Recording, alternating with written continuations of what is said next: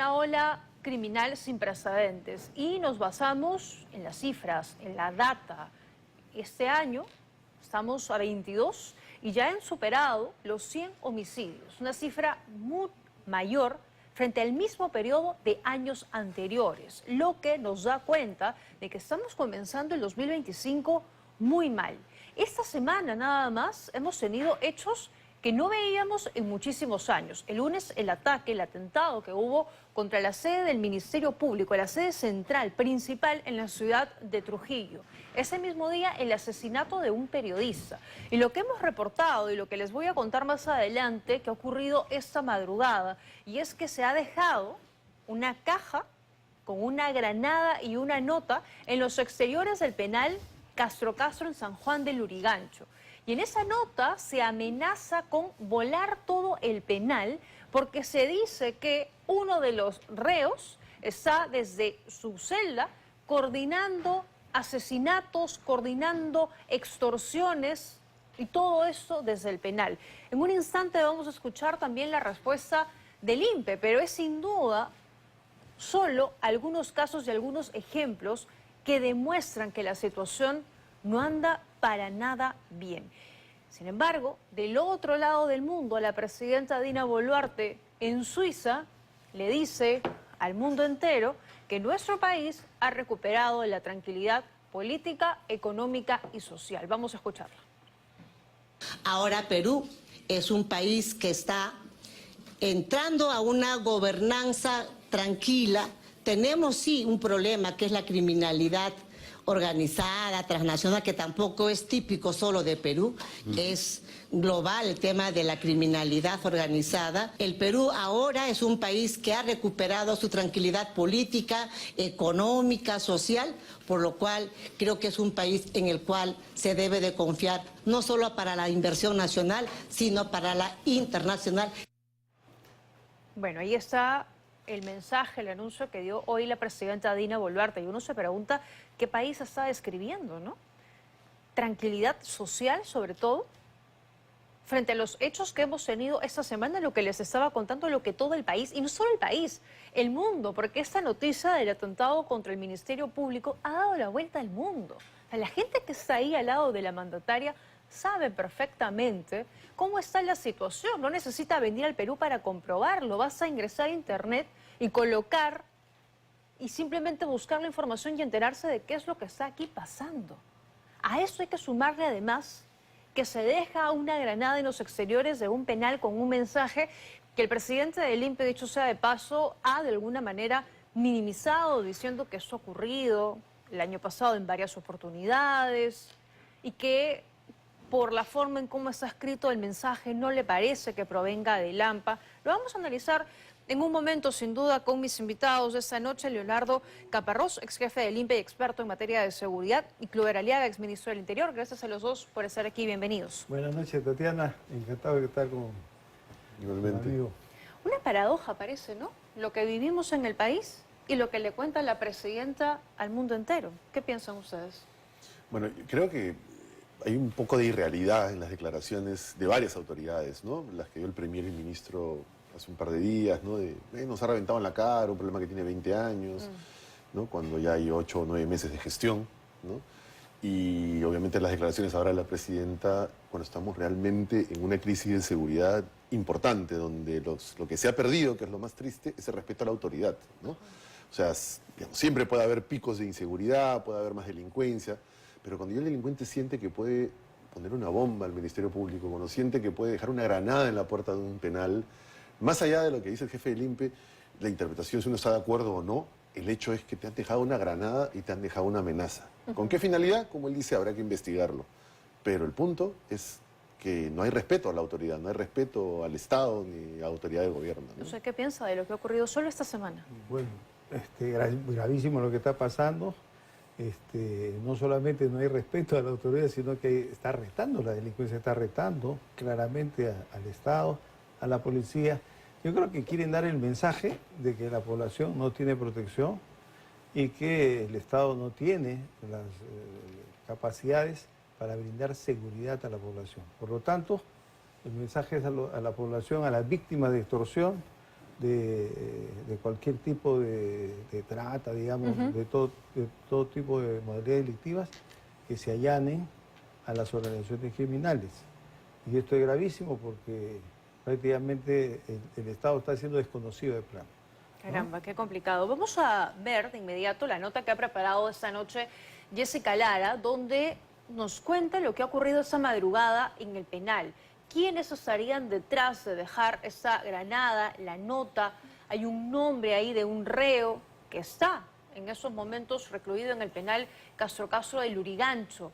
Y sobre todo vamos a escuchar la respuesta del jefe del INPE frente a esta situación.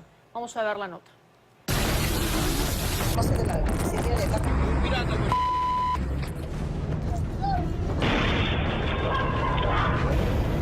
El Perú ahora es un país que ha recuperado su tranquilidad política, económica, social.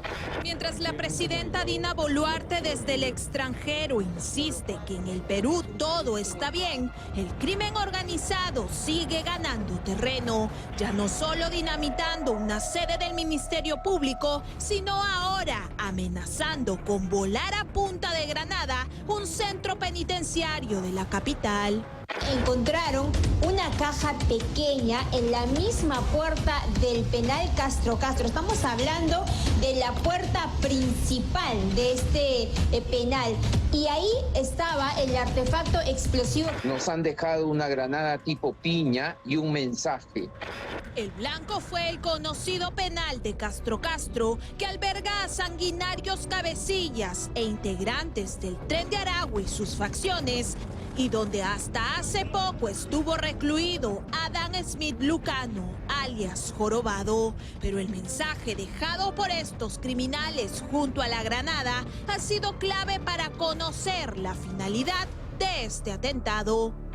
Por culpa del asesino Víctor Hugo Criado Zanelli del pabellón 11, donde hay celulares, puede llamar, extorsionar y matar inocentes.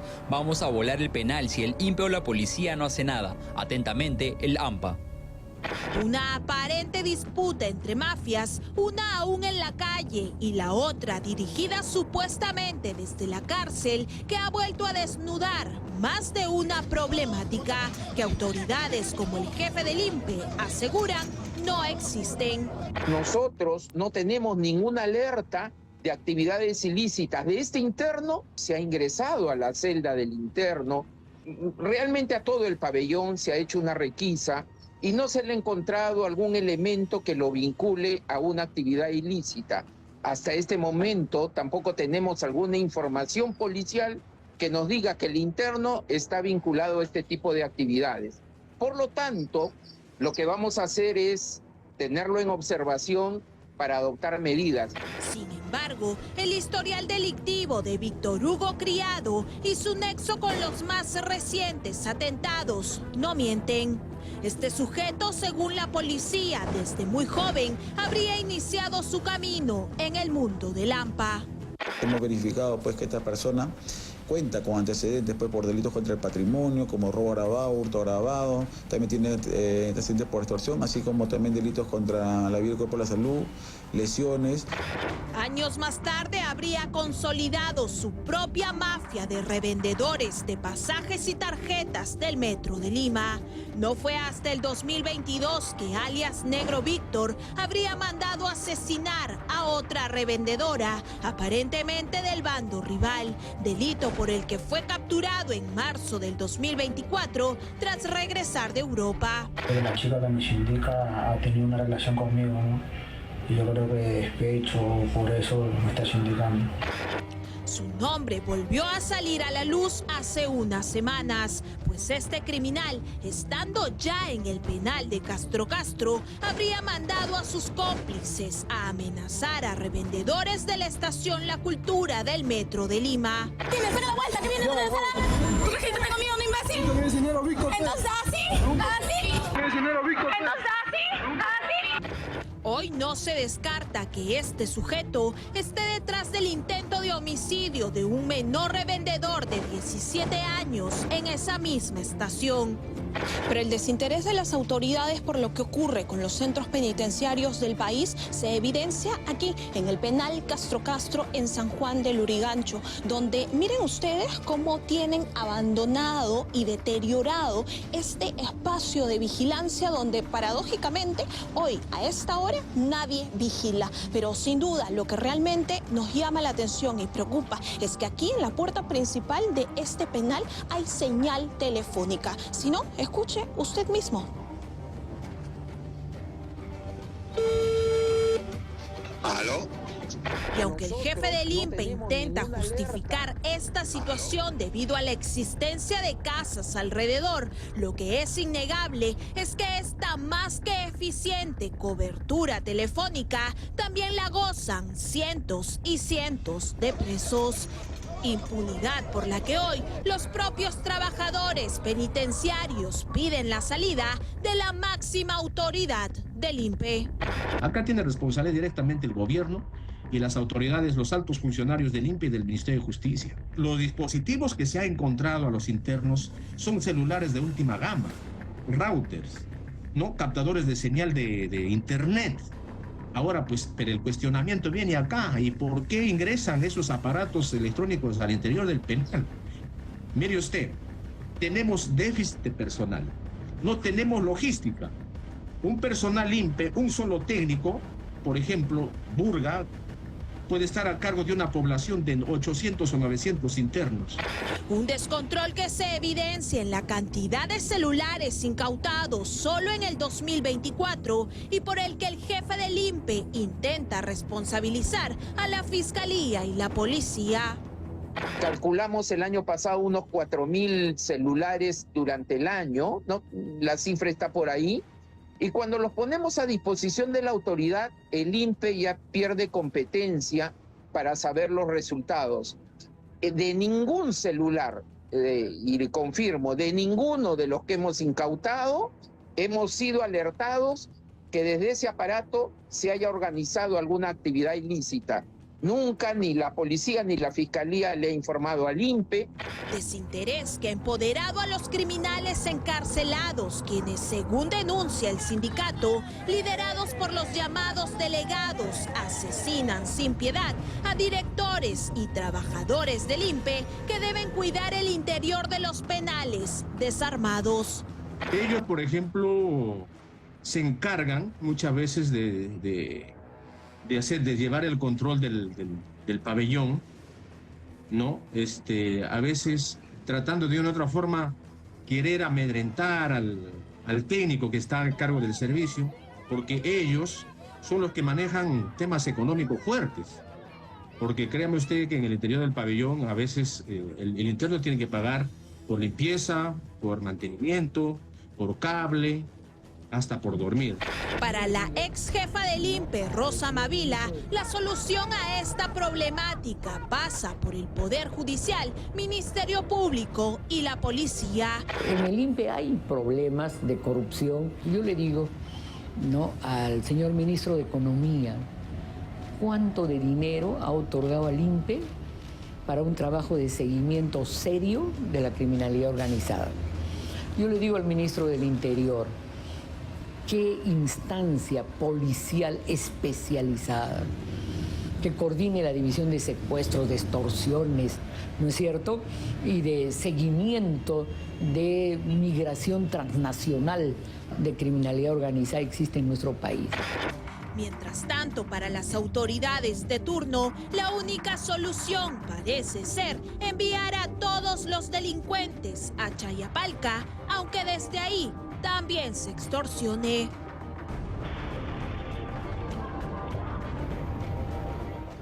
Bueno, ahí están entonces los detalles de lo que ha ocurrido esta madrugada en los exteriores del penal Miguel Castro Castro. Y sí, bueno, el señor Yaque parece minimizar un poco la situación, pero el hecho es concreto. Eso es lo que ha ocurrido y lamentablemente no es la primera vez que ocurre algo similar. Hay varias hipótesis que se están manejando durante el día, y es que podría haber un una disputa, ¿no?, entre bandas que están en la calle y algunas que están en la cárcel. ¿Qué piensa que puede haber ocurrido? Usted que tiene experiencia en el sector, ¿quién puede estar detrás de eso? Mira, no sé si sea tan importante determinar por qué lo dejaron, porque como dije hace un rato, el punto es que entraron hasta ese lugar y dejaron una granada. Es probable que en ese sentido Javier que tenga razón y que sea una disputa interna, o inclusive el mismo interno que recién ha llegado y no quiere estar en ese penal por alguna razón, y él solo ha provocado, digamos, la amenaza a ver si lo trasladan. Pero más allá, como te digo, de eso, lo importante es que hay un problema de seguridad grave, un problema de que en Trujillo se han encontrado celulares y, digamos, no los han encontrado ahora, pero es claro de que tenemos un problema de corrupción en el INPE, en la policía, en el Poder Judicial, en todos lados, un problema importante, no es un problema pequeño, no son todos obviamente, pero hay ese problema y eso es lo que tenemos que comenzar a atacar. Y para eso también se necesita presupuesto, ¿no? Pero cualquiera puede acercarse al perímetro del penal y dejar. Claro, es lo que no debería pasar. Ya. Es lo que no, justamente, por eso te digo, o sea, más allá, se le hayan dejado de regalo, sorpresa, lo que sea, ¿cómo te acercas tú a un penal a dejar una granada? De acuerdo, debería existir un anillo de seguridad en la periferia. Normalmente la policía tiene a cargo la vigilancia externa en los penales. Ajá. O sea, hay un anillo de seguridad porque puede haber un sabotaje externo para hacer un forado, buscar fuga de delincuentes. Claro.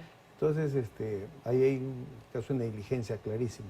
Otro aspecto, la experiencia nos dice que muchos delincuentes están en la cárcel, la mitad la van en la cárcel, la mitad está en libertad. A veces en la cárcel los delincuentes entran en una situación de tregua entre ellos y la bronca es afuera. Ahí en el penal tratan de manejarse en una tregua no firmada, ¿no?, mientras están en la cárcel. Pero siempre se da el caso que los integrantes de una banda, una parte está en el penal y otra está en libertad. De tal manera que pueden cometerse casos de sicariato por encargo. Oye, por culpa de fulano de tal, del soplón tal, cayó la banda, así que mandan un sicario a que se deshaga Pero la propia policía ha denunciado en varias oportunidades que se ejecutan extorsiones, se coordinan crímenes desde la cárcel. Creo que eso no es secreto para nadie. Sí, probablemente la discusión, unos dirán más, otros dirán menos, es cuánto realmente es ese crimen. Yo pienso que es difícil que la mayor parte salga del penal, porque como dice Kluber, o sea, hay una parte que está fuera y es difícil tener poder encerrado, ¿no? Ahora, hay. El tema es qué hacemos, ¿no?, para poder controlar eso. Primero, con 100.000 internos para una capacidad de 45.000 es imposible. O sea, hay que deshacinar, hay que por lo menos invertir en penales de alta seguridad. O sea, Chayapalca tiene 150, ahorita se llena y se acabó la gracia. Porque además a todos los están mandando ahora a Chayapalca, ¿no? Claro, por eso, pero o sea, no hay 150 ni 200 internos que pueden ofrecer ese peligro, son muchos más. Y para eso necesitas penales de seguridad. Estoy seguro que como Jimmy, que lo han agarrado en Trujillo, va a haber un montón de internos que si haces el profile, dentro vas a descubrir que sí, que son potencialmente personas que podrían hacer ingresos celulares y podrían estar extorsionando. ¿Dónde los llevas? Entonces lo que está haciendo es, el INPE es moverlos por demanda. O sea, apenas hay un problema, ya lo muevo. Apenas hay un problema, pero ¿cuántos sabrán que no salta el problema, pero que están ahí, trabajando y no tienes a dónde llevarlos, aún cuando potencialmente sabes que podrían hacer eso? Y es un riesgo enorme, ¿no? Por ejemplo, eso de concentrar en un penal a los delincuentes más peligrosos es una bomba de tiempo. Claro, ¿por qué? ese es el riesgo. Eso fue el origen de los injertos. O sea, los delincuentes se llegan a conocer en el penal y se conocen entre delincuentes ranqueados, o sea, delincuentes que son avesados, tienen experticia en el manejo de armas, tienen estrategias para hacer atracos, secuestros, asaltos. Se conocen y se conforman megabandas.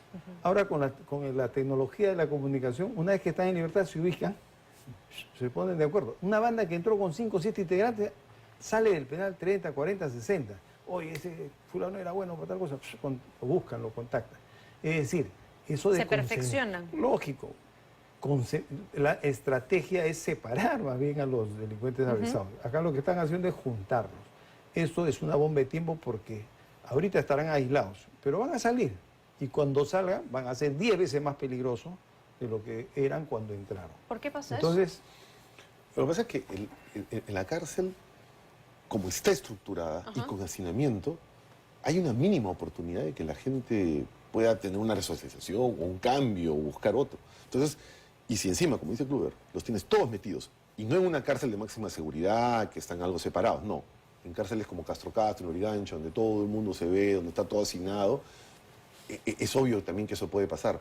Ahora, otro tema que hay que tener en cuenta es el Poder Judicial. El 70% más o menos de los internos están procesados, o sea, no tienen sentencia. ¿Eso qué quiere decir? Que quien dice dónde van o dónde no van es el Poder Judicial.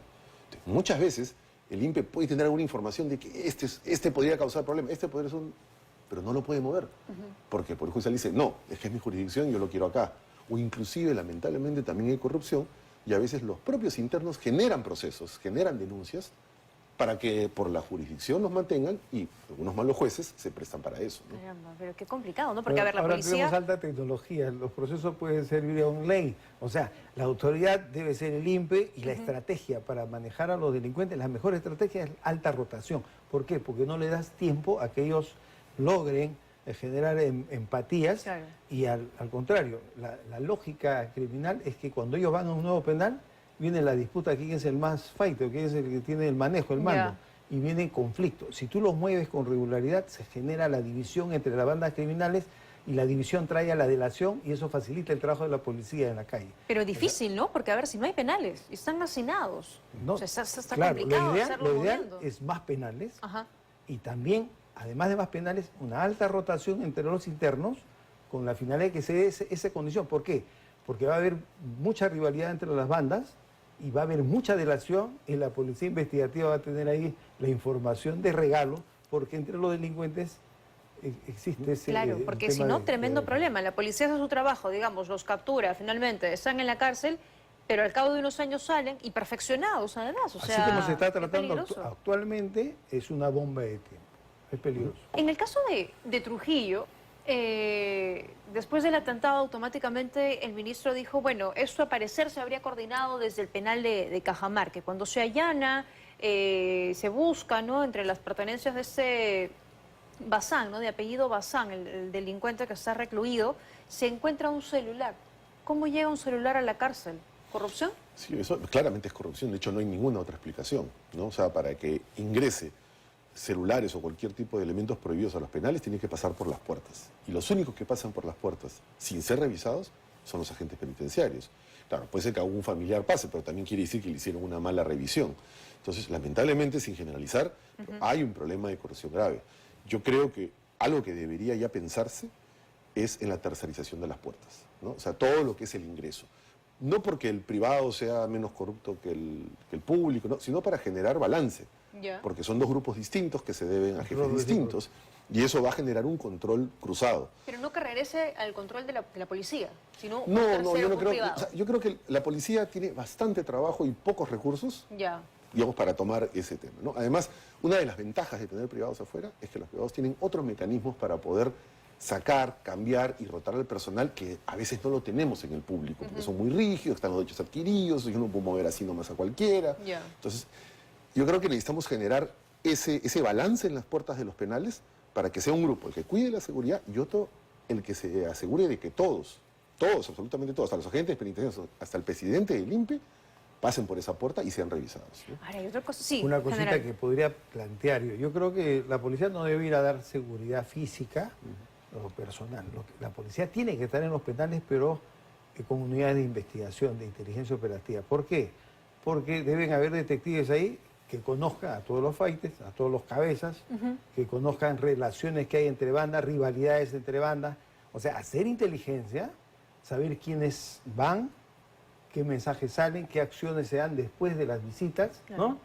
Y poder organizar operativos. La policía tiene el encargo constitucional de combatir la delincuencia y para combatir requiere información. Y los penales es una fuente valiosa de información. Lamentablemente no se está explotando.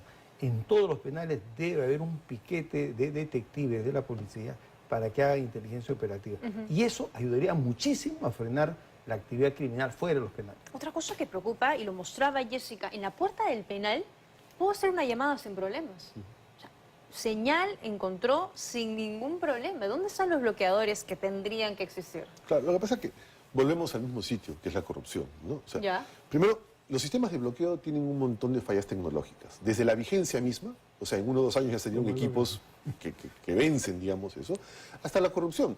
Te bajan las antenas, te lo desenchufan por ratos, mueven las antenas para que vayan a otro lado. Y eso obviamente con lamentable complicidad de algunos malos agentes penitenciarios. Entonces, tienes un problema de tecnología que no es perfecta y tienes un problema de corrupción. Otra vez, lo que tienes que hacer es controlar el ingreso. Porque además, con tantos penales que tienes medio de la ciudad, también bloquear a veces es complicado porque los vecinos se quejan, los dejas sin teléfono, los dejas sin celular. Y eso al final termina siendo un problema social, el INPE tiene también reclamos.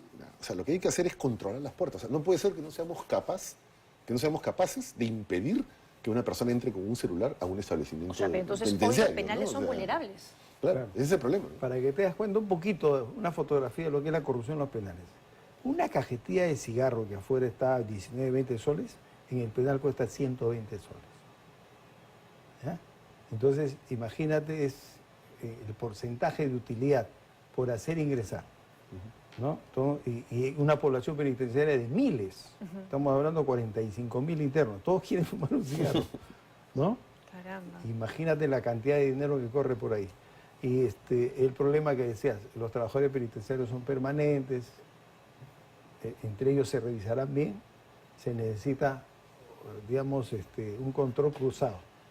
Puede ser una parte de la policía, puede ser empresas privadas y sobre todo que tenga gente que no sea la misma, porque si está cuidando un penal 2, 3, 4, 5 años, y es parte del problema. O sea, que la rotación sea no solo de los reclusos, de los reos, sino también del propio personal. Por supuesto. Lo más recomendable en el manejo de la policía, fiscalía, inclusive Poder Judicial y INPE, es alta rotación. Eso evita la corrupción. Evita que tú conozcas a un preso 10 años, 5 años. Conozcas a la familia y a veces te contactan en la calle, ¿no? Entonces, evita esos casos que favorecen la corrupción y por otro lado representan falencia todo el sistema de seguridad. De acuerdo. Ahora, los propios trabajadores del INPE han denunciado varias veces que a ellos también los amenazan, ¿no? Los reos desde la cárcel también los amenazan. Ha habido también atentados contra trabajadores del Instituto Penitenciario y ahora están pidiéndose la salida del presidente del INPE, del jefe del INPE. Déjame explicarte eso que has dicho, que es muy importante. Imagínate un delincuente avesado de la cárcel. A él, lo único que le puede hacer el Estado es mandarlo a la cárcel. Pero él puede mandar a matar a cualquiera. No lo van a condenar a la muerte. Claro. La pena de muerte está prohibida en el Perú. O sea, los delincuentes pueden matar a cualquiera, mandar a matar a cualquiera, y el Estado lo único que puede hacer es mandarlo a la cárcel. O sea, eso es verdad, pero creo que hay que matizar algo, ¿no? O sea, porque creo que la prueba es la propia policía. O sea, los policías constantemente agarran delincuentes y los mandan a la cárcel, ¿no? Y los agentes penitenciarios, porque no todos son malos, hay muchísimos muy buenos y muy valientes agentes penitenciarios, también ponen orden, ¿no? Entonces, yo no sé si esas amenazas en realidad, al final, si fuera verdad, tendríamos policías y agentes penitenciarios muertos todos los días, porque muchos de ellos hacen su trabajo y lo hacen bien, ¿no? Entonces yo creo que hay mucha boca en ese tema, y lo que creo es que desde el sindicato tienen también ellos que poner las bases en remojo y decir, oye, el problema de corrupción, o sea, no es del presidente del INPE, el presidente del INPE no está parado en la puerta, ¿no? O sea, más allá de qué tal sea la gestión o no del señor Yaque, ellos también tienen que tener esa capacidad de autorreformarse y de eliminar o descontaminar a aquellos que ellos saben que lo hacen, ¿no? De acuerdo. Ahora, hablemos un poco de la situación en los exteriores, ¿no? Porque decía al inicio, esta semana ha sido particularmente nefasta para el país, ¿no? El ataque que hubo en la sede del Ministerio Público en Trujillo, el asesinato a un periodista también en Ica, lo que hemos visto esa madrugada en el penal, y hoy en conferencia de prensa se pronunció el ministro del Interior, Juan José Santibáñez, y ha dicho, caramba, no se precipiten, no nos comparen con México o Colombia, la cosa por allá está mucho peor. Vamos a escuchar. Que no se diga que no se trabaja, que no se diga que no hay un plan. Otra cosa distinta es que no lo conozcan o que no se hayan preocupado por conocerlo. Y menos aún que existan pues personas o grandes opinólogos que quieran comparar al Perú con México o con Colombia. Para que tengan una idea, señores, en México mueren 100 personas diarias. Y en Colombia, por si acaso, por si no lo saben, los muertos el 2024 fueron 13.000. Que no vengan a compararnos, nosotros estamos haciendo un trabajo arduo, desmedido, comprometido. Que no sean cuentacuentos.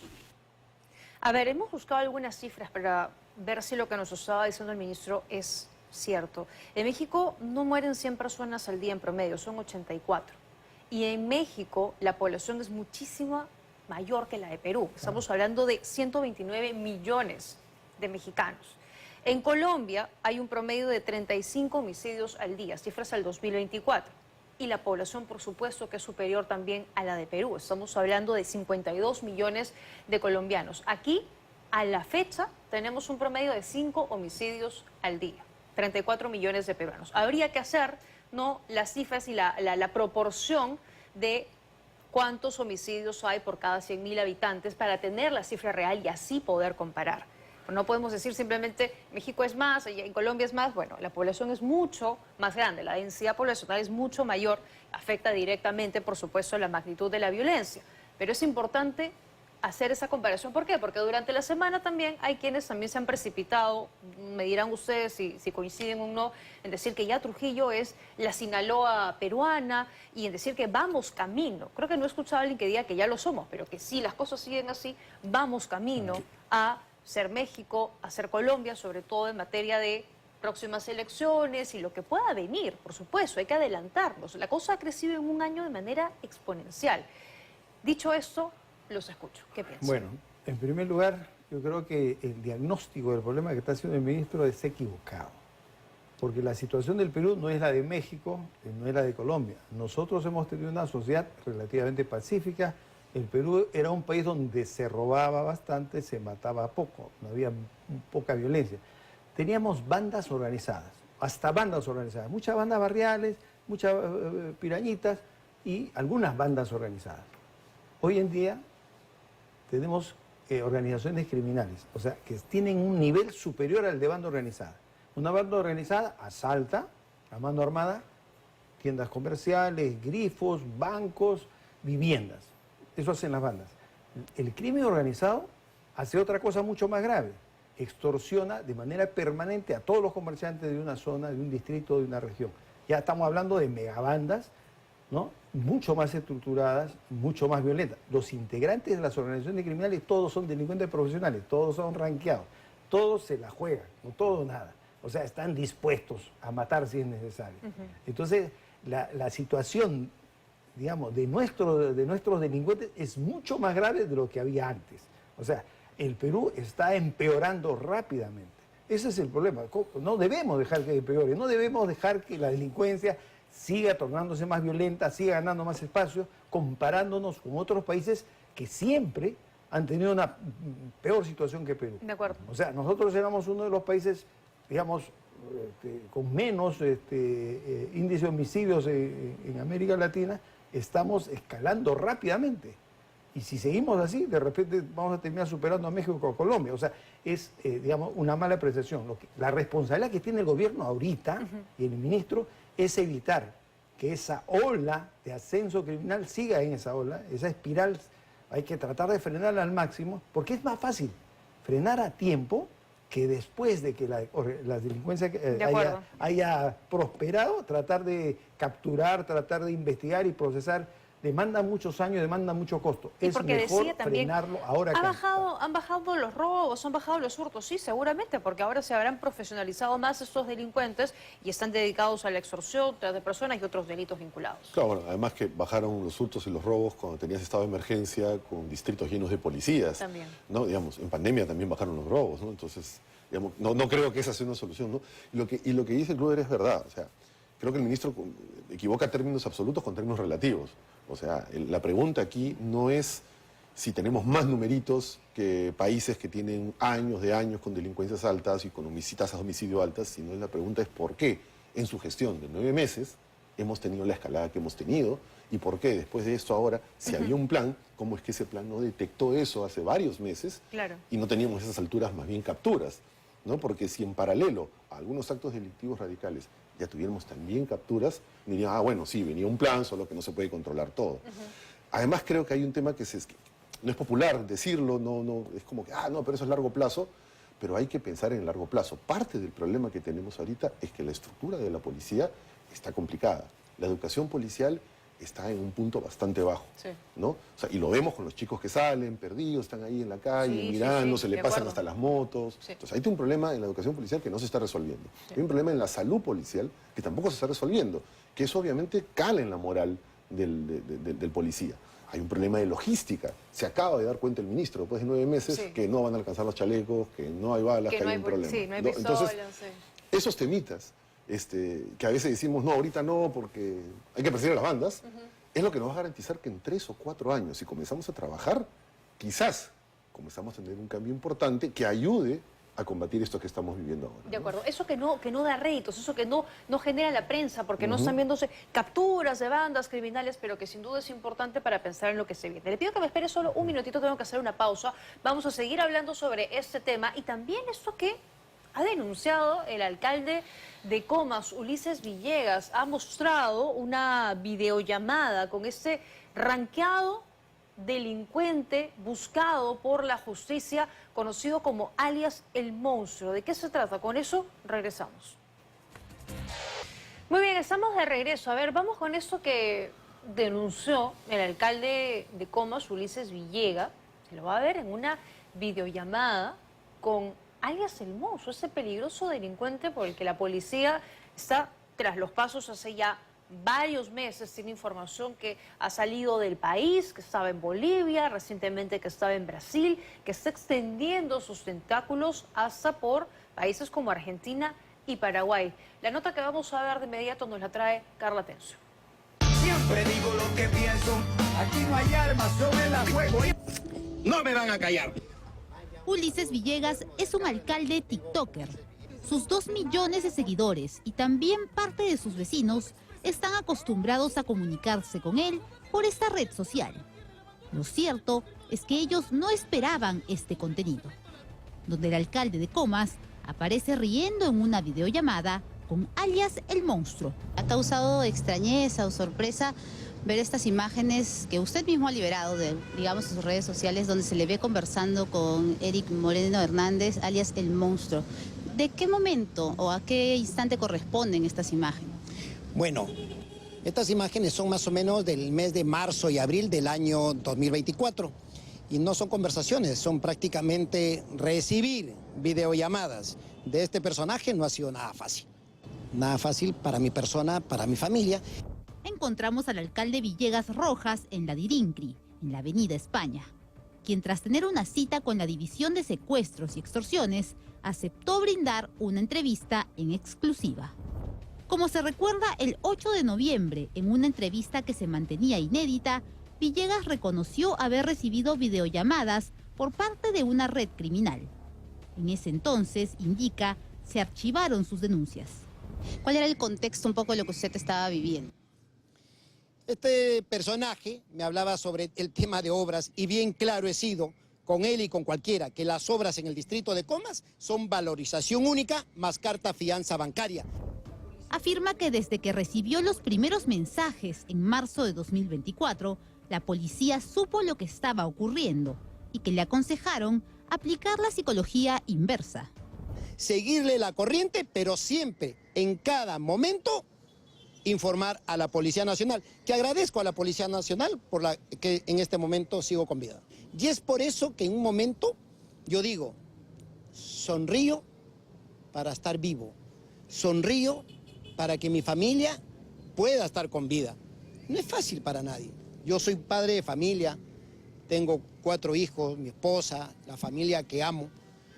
Y en realidad no es fácil estar en estos lugares, estar expuesto. Le solicitamos al alcalde Villegas que nos entregue el material con el audio completo. Sin embargo, según su versión, lo registró utilizando el grabador de pantalla en su celular, que en WhatsApp no permitiría obtener el audio de una videollamada. Es la grabación que se hace y no se graban con audios. No se graban con audios. Definitivamente yo no voy a permitir que nadie me extorsione. Fue hace algunos días que nuevos mensajes empezaron a llegarle, recordándole la existencia de esa videollamada. En exclusiva les mostramos el contenido de esta nueva amenaza. Buenas tardes, señor Ulises. El motivo de mi mensaje es de suma urgencia. Espero pueda ayudar. Mi nombre es Mariana, expareja de Luis, alias el monstruo de Comas. Yo sé todo de él y él acaba de matar a mi primo, que era como mi papá, y matará a toda mi familia. Solo quiero $500,000 de soles. Yo no quiero perjudicar a nadie. Solo que no tengo otra opción para irme del país. Yo no sé si esto le afecte o no, pero si él me mata, ya no me va a servir toda esta información. Yo lo sacaré hoy mismo a todos los medios. Espero pueda entender y contar con su apoyo. Supuestamente esta señora Mariana, o nombre de mujer Mariana, se hace pasar como la mujer o la esposa de este personaje. Directamente por eso es que a ella he hecho la denuncia que corresponde. Y la policía tiene que estar trabajando porque también le he dado el número telefónico para la geolocalización. Dice que decidió exponer los videos para acabar con las amenazas, en las que se le pedía el mismo monto que aparece en el programa de recompensas por información que lleve a la captura de alias el monstruo. Actualmente, la seguridad del alcalde se ha reforzado y su familia se encuentra a buen recaudo. Según información preliminar, alias Mariana también habría estado involucrada en el secuestro de la empresaria Jacqueline Salazar, un caso que conmocionó debido a la gran capacidad de acción de esta red criminal. Tranquila, ya. Hay dos cosas. Una, o es la señora que se hace llamar, o presuntamente es el mismo personaje que estaría intentando, ¿no? Pero al parecer, según lo que he escrito, es su ex mujer o su ex esposa la que estaría tratando de extorsionar basado a estos videos que han sido pues monitoreados por la Policía Nacional. Villegas afirma que estos videos siempre estuvieron en manos de la unidad especializada. Además, él ha presentado 6 denuncias desde 2022 en la de Pincri de Comas por extorsiones, amenazas y ataques, muchas de las cuales fueron archivadas. Alcalde, ¿usted ha tenido, en algún momento, tiene una amistad con Eric Moreno Hernández, con el monstruo? Yo no tengo amistad con ningún delincuente, ningún extorsionador. Yo no tengo amistad con ninguno. El burgomaestre confía en que las autoridades darán con el autor de los mensajes, que sería también parte de la red Los Injertos del Cono Norte. ¿Cuándo va a frenar esto? ¿Cuándo va a parar? Es el momento que tenga que parar, que tenga de una vez por todas. Pero esto pasa por una política de gobierno nacional también. Por desgracia, no tenemos presidenta acá en el Perú. Bueno, no sé cómo ustedes interpreten ese hecho. Me refiero al hecho que la forma en cómo el alcalde hace pública esa llamada a través de su cuenta de TikTok, pero lo concreto es que ese peligroso delincuente sigue teniendo poder, sigue copando un territorio de la zona de Lima Norte y sigue sin ser capturado tantos meses. Yo ahorita me recuerdo y digo, ¿qué hubiera pasado en la PIB de hace 30, 40 años? Seguramente en unos pocos días se estuviera detenido toda la banda. Ahorita no pasa eso porque lamentablemente ya no tenemos detectives en el Perú.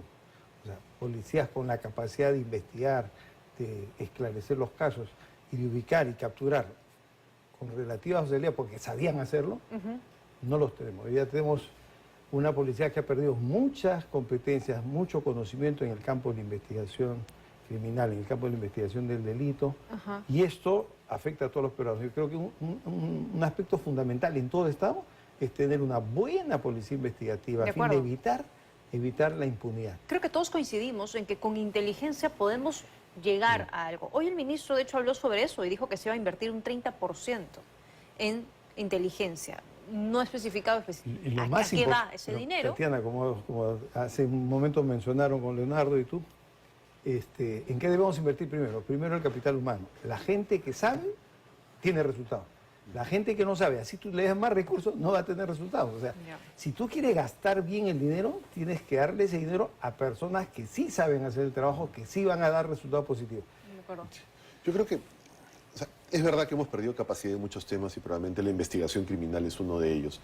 Creo que todavía hay elementos, que en 2017, 2019 hemos tenido operativos contra crimen organizado que han dado frutos. Lamentablemente no se continuaron, se cayeron y que además demostraron que había una fórmula que funcionaba bien, que era aislar grupos especializados para ese trabajo, dotarlos de presupuesto y dotar de presupuesto al Ministerio Público. Porque si no tienes ese acompañamiento del Ministerio Público, es difícil hacerlo, ¿no? Lo que sí coincido con Kluber es que mucho presupuesto ahorita para un trabajo que no se ha planificado, que no se ha estructurado, que no se viene haciendo, para dar resultados, pero en un tiempo.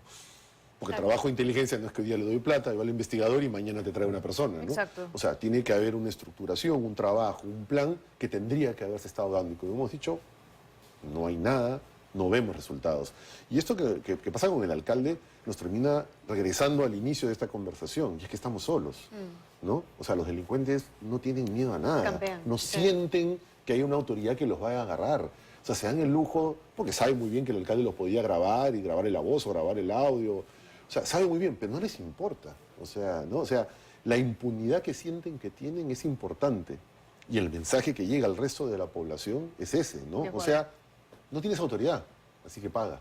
No tienes autoridad, así que acepta, ¿no? Porque va a ser peor porque nadie te va a defender. Por eso ¿no? es que la misma noche de lunes en Trujillo, después del atentado al Ministerio Público, cuando van las autoridades del gobierno, el presidente del Poder Judicial, esa misma noche se detonan explosivos en 2 viviendas. O sea, el mensaje es clarísimo, ¿no? O sea, no hay autoridad, no nos interesa que hayan venido a la ciudad, porque aquí seguimos nosotros, porque somos nosotros los que tenemos el poder. No, ya, mira, Tatiana, ya están chocando con las autoridades, alcaldes y gobernadores. Claro. Y ya hace tiempo, eso no es de ahora. Sí, ya hace tiempo. ¿Y qué de los ciudadanos que no tienen mayor poder o mayor, ni poder político ni poder económico? Si los fiscales y jueces no tienen protección, fiscales y jueces que investigan estos casos no tienen protección, o sea, ¿qué le espera al ciudadano? Que es extorsionado, que tiene su negocio, su bodega. Sí, además con poca capacidad operativa, porque si bien tenemos 120.000 policías, no tenemos pues una capacitación permanente pareja. También. O sea, no tenemos los policías de comisaría, que siempre nos quejamos, ¿no? Que el gordito, que están muy... Es que es verdad, no se entrenan, Claro. no hay reentrenamientos constantes. Entonces, claro, el volumen de policías que podrían hacerse cargo es mínimo, debe ser un 20-30% para enfrentar este tipo de cosas. Claro, y encima, no lo hemos dicho, pero es la verdad, lo hemos hablado con el INPE, hay corrupción, pues. Claro. Ese es otro problema, ¿no? Corrupción Que a lamentablemente, nivel claro, o sea, buenos policías operativamente también los hay que han lamentablemente caído en la corrupción. O sea, igual no son todos, pero son lo suficientes para que eso también haga una mella en lo poco que se puede hacer contra este problema. Y cada día quedan menos detectives. O sea, los que han estado sacando los casos en los últimos años eran lo último que quedaba. O sea, y luego que se acabe esa promoción, y esos pocos detectives que tenemos ahorita están para los casos más sonados, pero no tienen, digamos, no se dan abasto para resolver todos los problemas, sobre todo la necesidad a nivel nacional. Y les queda poco además para pasar al retiro. Vamos a escuchar a la congresista Tudela referirse al estado de emergencia y la gestión del ministro. Trujillo lleva casi un año en estado de emergencia. El ministro del Interior, Juan José Santibáñez, ha señalado que va a fortalecer las medidas estratégicas de inteligencia y de presencia policial. Es decir, anunció exactamente lo mismo que dijo que iba a hacer hace unos meses. La pregunta se cae madura. ¿Qué han hecho durante los últimos 11 meses en los que Trujillo ha sido declarado en emergencia? ¿Qué están haciendo en los demás distritos que están en la misma situación? Santibáñez ha dictado decenas de estados de emergencia, pero hasta ahora no ha podido mostrar los resultados. Cree que con un par de diapositivas y fotos de algún operativo es suficiente. Lo peor es que no trabajan ni dejan trabajar. Desde el Ejecutivo se hicieron observaciones absurdas a leyes aprobadas por el Congreso que eran fundamentales para la lucha contra la inseguridad, como el bloqueo de cuentas y líneas telefónicas vinculadas a extorsionadores. El ministro del Interior está más preocupado en defender a Dina Boluarte que en encontrar soluciones reales a la grave crisis de inseguridad que vive el país. Y eso es inaceptable. Bueno, hay varias cosas que no están claras, pero lo claro es que el señor Santibáñez tiene el puesto seguro en el gabinete, ¿no? Se lo acaban de ratificar además esta semana, pese a todo lo que vemos.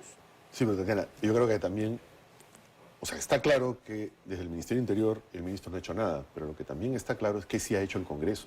Y el Congreso lo que ha hecho es comenzar a sacar un montón de normas que han saboteado de varias maneras la lucha contra la delincuencia y contra la corrupción. Y además, por favor, o sea, Club ha sido ministro, y hemos pasado por varios ministros. ¿Cuántas veces el Congreso ha censurado a un ministro del Interior? Creo que los ministros del Interior son los ministros más censurados en la historia de los congresos. ¿Qué pasó con el Congreso? O sea, a mí me parece hasta un poco risible, ¿no? Que después de 9 meses, una congresista o varios congresistas, porque ya no es solamente esa congresista, varios han salido ya a bajarle el dedo a Santibáñez, cuando lo han apoyado durante 9 meses, a pesar de que había un conflicto de intereses claro entre su práctica anterior y lo que él hacía, a pesar de que no se mostraba un plan claro, a pesar de los audios que han habido, donde él claramente decía cuál era su talante político, y ahora, 9 o 10 meses después, nos hemos dado cuenta que ese señor debería irse porque hizo estados de emergencia. Le comienzan a bajar el dedo, no necesariamente por su gestión, sino porque ya se perfilan hacia las elecciones, ¿no? Eso está claro. Exacto. Comentario final, Bueno, general. yo creo que como país yo identifico la primera responsabilidad en la cabeza del Estado, que es la Presidenta de la República, que finalmente designa al primer y designa a los demás ministros. Si mantiene un ministro que no da resultados, es responsabilidad del presidente. O sea, yo creo que todos debemos tener en claro eso. ¿A quién debemos exigir que el país se dirija bien, que el país se oriente bien y que siga objetivos nacionales? Es al presidente de la República.